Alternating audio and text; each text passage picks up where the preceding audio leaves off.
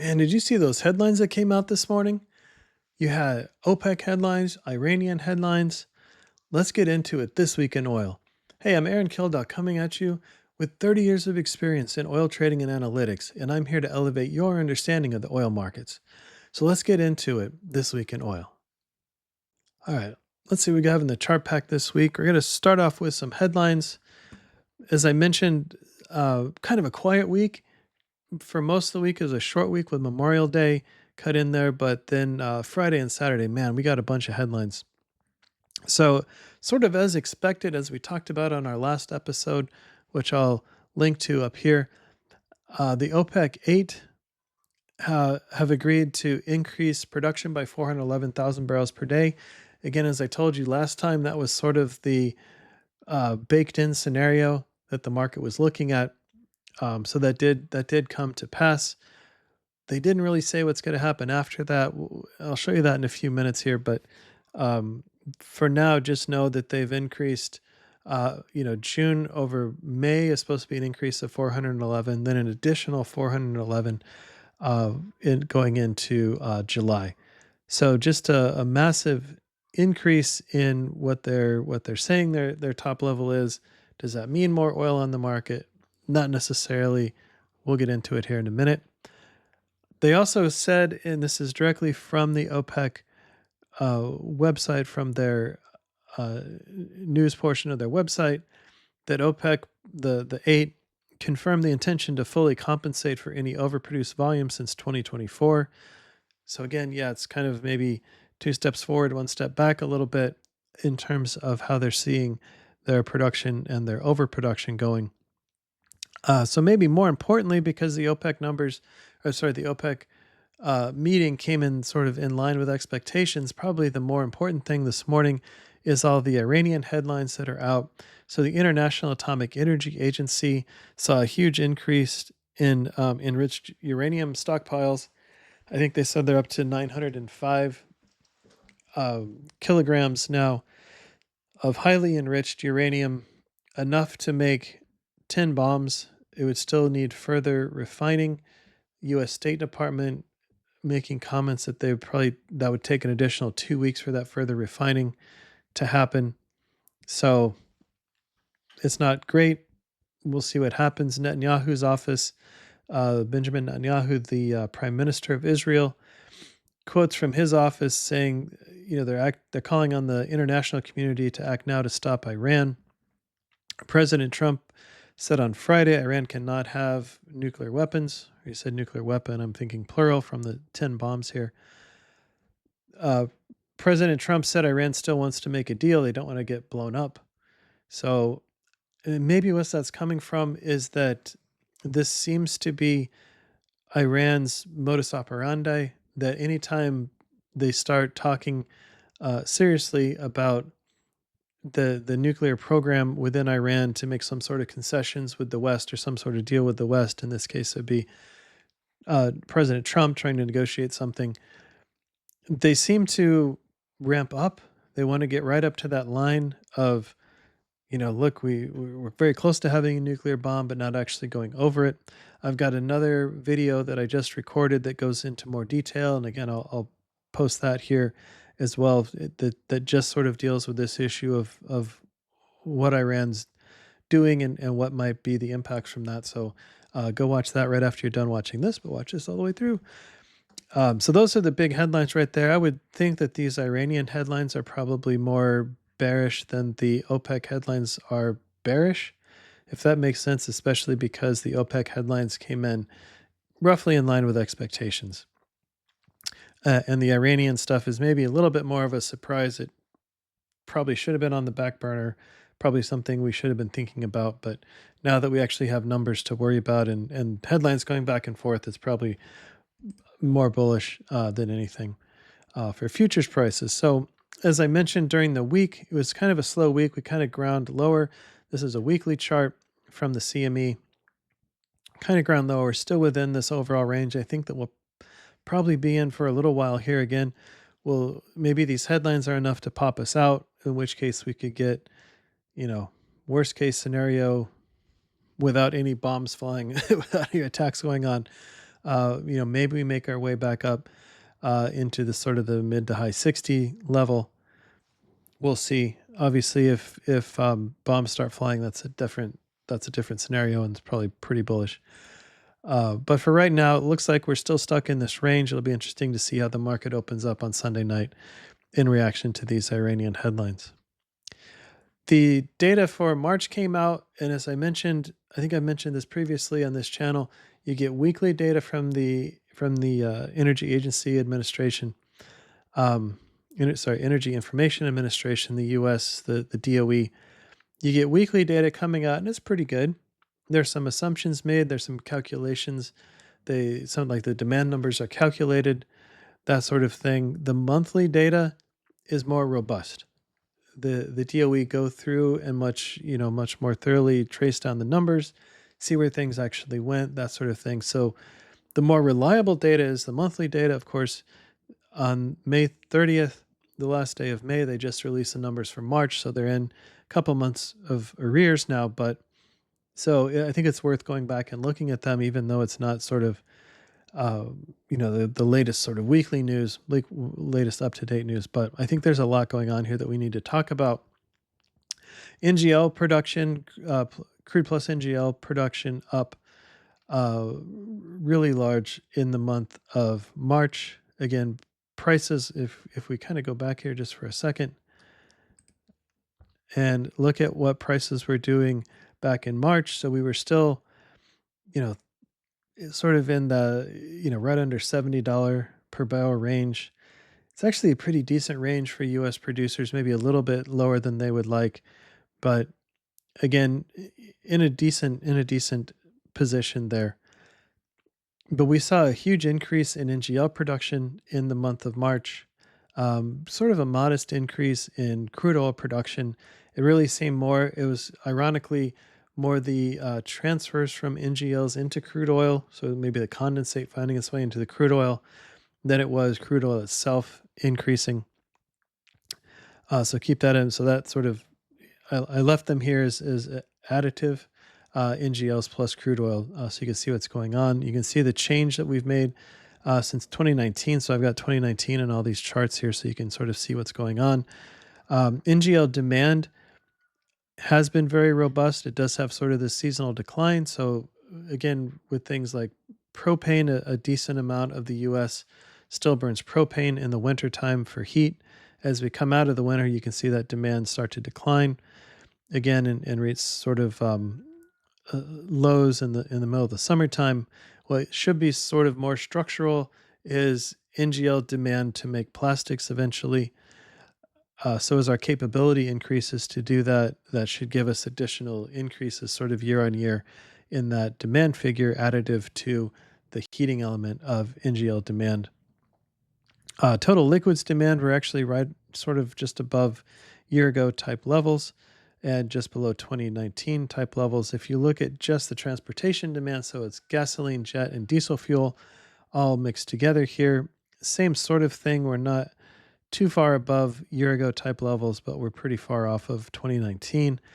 And so I threw this chart in here as well. I thought this was interesting. So this is the sort of year on year change on the different components of total domestic demand. So not just the transportation fuels, but on the total domestic demand, how those different segments changed year on year. So NGLs were up a lot year on year in January, but then sort of shrunk again as we came out. We started to warm up from the winter. Those year on year changes got smaller. Distillate demand, though, still positive. Gasoline demand in January is actually pretty big versus year ago. So I thought that was an interesting comparison here, and I think it's a good way to look at it. So renewable diesel, which is a little bit hard to see, but that's been at a deficit to year on year here for the first 3 months anyway, that we have data for that. In terms of refining margins in the Gulf Coast, things came off a little bit this week, but actually it looks like that was more driven by the RVO than anything else. RINs coming off a little bit, again, week on week. In the stack, so just to give you guys an idea of like the relative pricing of things, mostly in the Gulf Coast, but I've also added some Group 3 products here, Group CBOB and Group ULSD. What that refers to is Oklahoma City, Tulsa pricing, so lower Midwest, if you will. Pricing, there's pipeline arbs that we track that go into from the Gulf Coast up into that region, and they've been open, at least for distillate, seem to be closing now, or moving towards closing anyway, on the distillate side of things. So that's why we're keeping track of that. But again, I think this is an interesting chart, especially if you're sort of new to the oil markets, to be able to look at it and see sort of a relative value with everything priced in dollars per barrel. What's cheap, what's expensive, that sort of thing. Moving on in terms of NYMEX related inventory. So here we're flipping back to the weekly data. As I mentioned, inventory data on the weekly is usually pretty decent, gives us a pretty good idea. But all these are related to the NYMEX futures markets. So Cushing is where the WTI contract or crude oil contract is deliverable to, which still remains below the 5-year range. Got a small build this week, but still looking quite low overall. Pad 1 gasoline had a big draw for 2 weeks there. We're kind of equal to year ago type levels. So you'd think that would be somewhat bullish, especially going into delivery. So RBOB and diesel futures, last trading day is the last business day of the month. So you would think that would give us a little bit of a boost on gasoline futures there. Pad 1B gasoline. So these are both New York Harbor. Pad 1B is New York Harbor. Sorry if I skipped over that. Small build and on the distillate on the diesel side of things in New York Harbor. And then Pad 3 is Gulf Coast. Those propane inventories in Pad 3 moved up a little bit week on week. Seasonally, they should be continuing to increase. What's interesting is the NGL inventories that do not include propane, so sort of NGLs, everything except propane, those have been increasing really fast. And again, thanks to those production numbers that we just looked at here a minute ago. On shipping stats this week, we've been keeping a close eye on what's going on at the ports. Again, thinking that would be the weak spot in terms of diesel demand. That's not really. So yes, we've seen a decrease versus year ago type levels, but we're not really seeing a huge decrease in demand from that. So I think, at least we'll see what happens with the tariffs going forward. For the time being, I think we still have most of the 90-day period left in the sort of truce, if you will, in the Chinese tariff situation, where things were definitely reduced down to only 30% for most items. So things seem to be flowing at a pretty decent rate. It looks like the May numbers are going to be somewhere around 420,000 TEU, whereas a year ago I think it was 460. So there is a decrease year on year for the month of May, but probably not as bad as we were thinking with the tariffs and all that. So we continue to monitor that situation. Gasoline prices were down a little bit week on week. They popped up last week, a little bit of a surprise, and they came down a little bit this week, but not as much as it was 3 weeks ago here. So I guess overall still going in the right direction, but could be lower, right? That'd be useful. Getting back to the OPEC news, as I mentioned earlier, it was sort of telegraphed that they were going to increase another 411,000 barrels per day in July. So that's what this gray line is meant to show you. Is starting in April is when they got back to saying, okay, we're going to start increasing production in April and bring barrels back to the market. And they were going to bring 2.2 million barrels per day back, sort of evenly, 138,000 barrels per day, month over month, all the way until I think it was September of 2026, maybe October of 2026.